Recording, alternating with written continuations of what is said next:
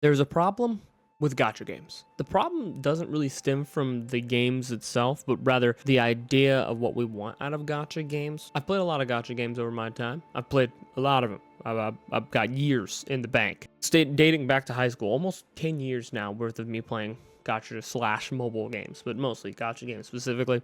We really started noticing this problem with Genshin Impact, and I hate to say it, but after Genshin Impact, it was just a desire for a greater game that what people were willing to make for free.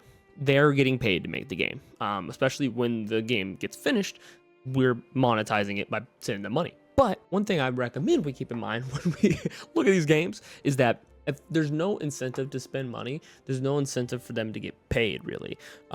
So there's just a couple things that I wish they would implement in gacha games that would essentially fix the whole monetization barrier. Now, why I'm talking about this, Netmarble.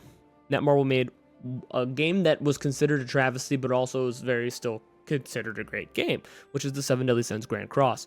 Now, I like Seven Deadly Sins a lot. Seven Deadly Sins was one of my favorite animes, so seeing what Netflix did to it and then seeing what Netmarble did to it just kind of hurt my feelings because it was not something I wanted for this series, especially after seeing the first and second season.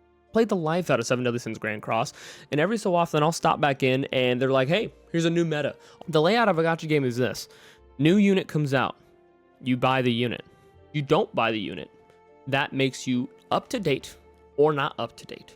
And the idea of power creep is super prevalent because as time goes on, there has to be a difficult challenge, a more challenging challenge. Now, more challenging means one of two things. Interesting mechanics, larger HP, or more enemies. I would much rather fight 100 more enemies than fight one bigger boss. And that's just me because I feel like that's more entertaining for me, personal opinion. That was just so fast and progressive, moving from units to units. It made me feel like obsolete. This is another thing of like Epic 7, another great gacha game. I've played both of these a lot. Super, super good. But when there is, RTS battles, you're not going to be able to sustain winning if you don't have the stronger units. And as time goes on, again, they're going to make units that can beat the other stronger units. Power creep is meant to balance the game, but in the same time, it's made to perpetuate a cycle of spending.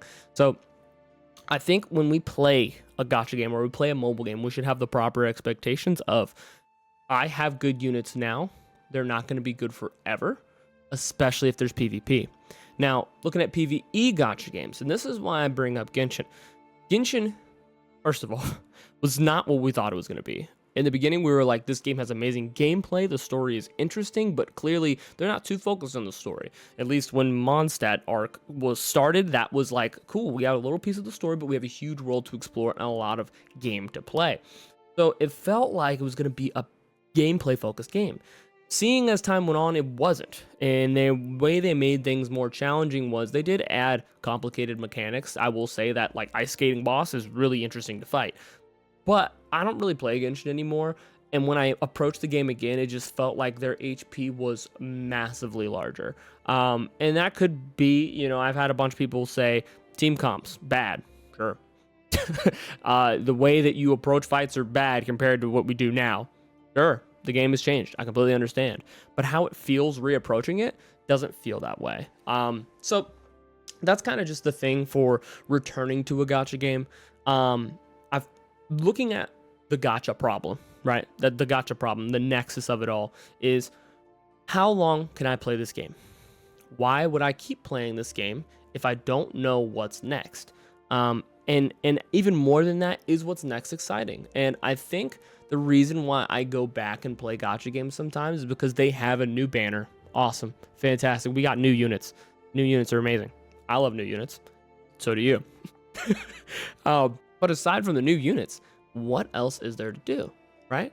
And this is the situation that a lot of people are seeing with Arlecchino. That update is disappointing when it comes to excitement. But the character, Arlecchino, super cool, super exciting. But if you didn't get the character, then, oh wow, their update isn't that exciting. And I saw that with a couple other patches and other gacha games in general. And that's to be expected because at the end of the day, what is there to add?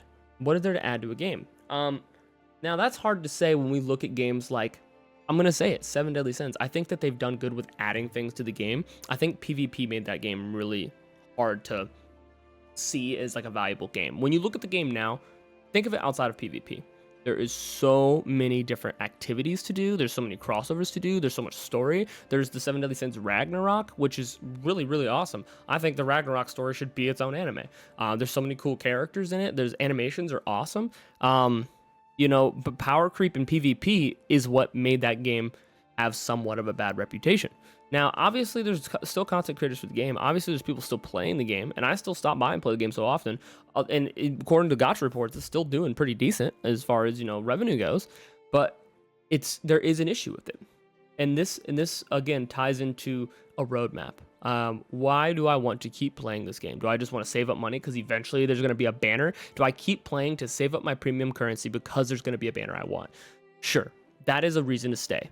But if the gameplay loop isn't exciting enough, then you're not going to do it.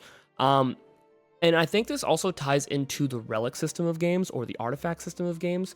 Basically, the equipment of the game where you have the 6-piece set of whatever buffs or stats you get to your character. That is also very important. Is that fun to farm? Is that fun to farm? How much can I farm that in a day? Is there a way to guarantee I'm going to get better stuff? This conversation, I think, ties into Epic 7, because Epic 7 has a really good system. It takes time, but it has a really good system too. If you need better gear, you can use this system and you can tune your gear to what you want over time. And it's again, takes time, takes effort, but I think that's a better route. For example, if we have a skin in a game that you can only get with premium currency, that's fine. But if there was a skin in the game that you could earn through earning enough premium currency in the game to get it during that patch, that's better. That incentivizes people to play the game to get the rewards. And even more than that, once they get that reward time, I think time on the game is more important than money spent on the game. And of course, the corporations will disagree. That makes sense. That's based. I completely understand. But if we're playing this game, we're dedicated to the game, we're more incentivized to spend money on the game, especially if it's getting good press for free to play, and if it's getting good press for premium users. At the end of the day, it's getting good press. And so that's just my personal opinion. Make it so that there is a way to hit your goal without having to spend money. Now this is like the Primogem crisis from Genshin. Everyone's like, you can't get enough money to get summons within the banner time to guarantee yourself the unit. Of course not. You can't guarantee yourself the unit, no. But if you get 10 free summons every patch, and you also get events that give you a large amount of summons, and there's a guaranteed amount of gems that you get throughout the time of the patch, then it feels like you have a better chance. Honkai Star Rail, barely spent any money on that game. I do the activities. I haven't even done all the side quests. I do the activities in the game. I get the $5 pass for the month, and I also do the battle pass. So I'm a light spender in the game. I have so many 5-star units because of the consistency of how much summons I get. Now, I think just to lay it out real clear, a roadmap. Roadmap's super important for a game. Why am I going to still play this even if it's boring right now? What's the thing in the future that I'm excited for that I want to participate in? A better way to work the currency systems. The currency systems is something people have complained about for a long time in gacha games, and I understand why. You don't want to have to spend money to get the things you want, but at the end of the day, these companies need to make money, so making a balance of time versus currency. Now, the way that Genshin does it is chests in the whole world they have to explore. That is a little tedious, I'm not going to lie. Make the most exciting part of the game how you get the premium currency. Boom, you're cooking with grease. You're cooking with grease there. And then lastly, is PvP gonna make or break the game? PvP does make or break the games. I hope that this makes sense to people when it comes to what I'm talking about, because I think with my experience in gacha games, when I go back to a game and I get a certain rank in PvP, like I'm gold or I'm diamond, I get more premium currency, and that gives me more summons for the future banner, which then cycles me in the trap of staying meta, so I get higher and so I get more, and I get that system, and it makes sense.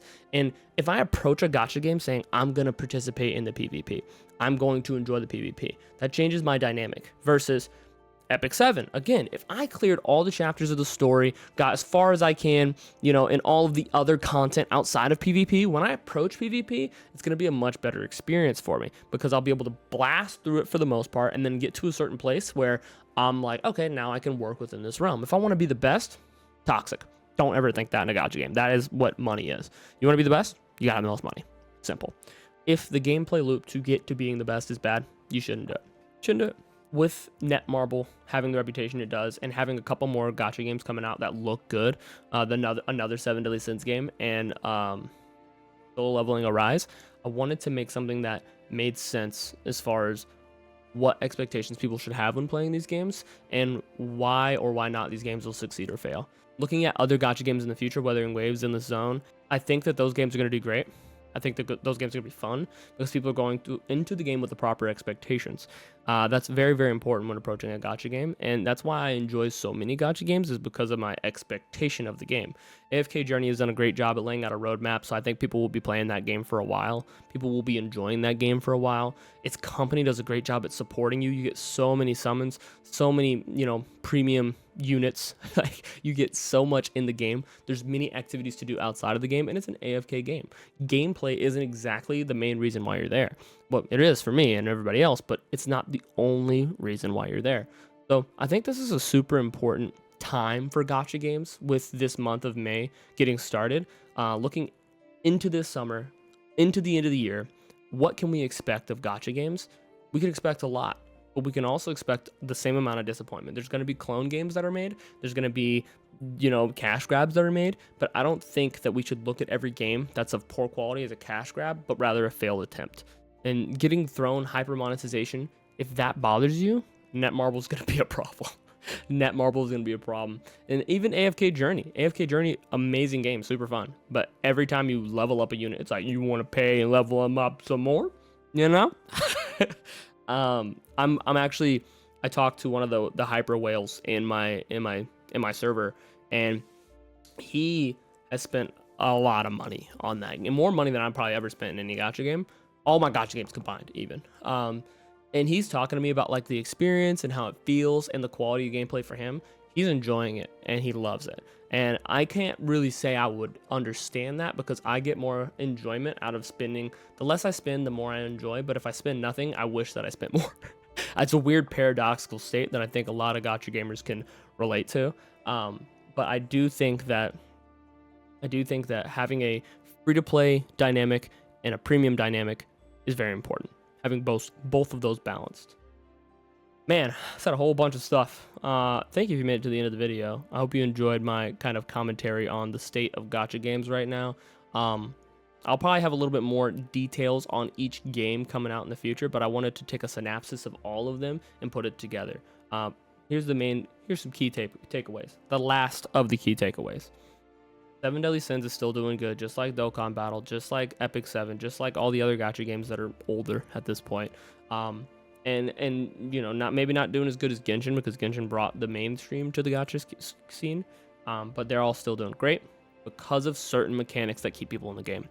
The new gacha games coming out will always fall short of the experience that we had playing Genshin Impact during the pandemic because it was something new, something different, and it was enjoyable. Even more than that, it brought a whole nother community to gacha games and it changed mobile gaming forever. Unfortunately, it has. And we won't ever have that experience again, but until we do, we can't expect that of every other game. There's no such thing as a Genshin killer that is also a Genshin clone. It's not possible. And then lastly, we need to have proper expectations going into the game, knowing the developer, knowing the history, and looking at the gameplay loop. Knowing what we want to do on a day-to-day in and out makes a big difference on if this is a game for you or if it's not. And one thing that's okay is you can quit a gacha game. You can play a game and you can stop playing it. But just know that it's a lot harder to quit if you've spent money in the game. So what I recommend is playing the game for 2 to 3 days before you decide to spend money. So that way you can know if it's something you want to spend in or not. I hope you liked the video. If you liked the video, leave a like. If you like me, subscribe. But until next time, love you guys. I'm out. Peace.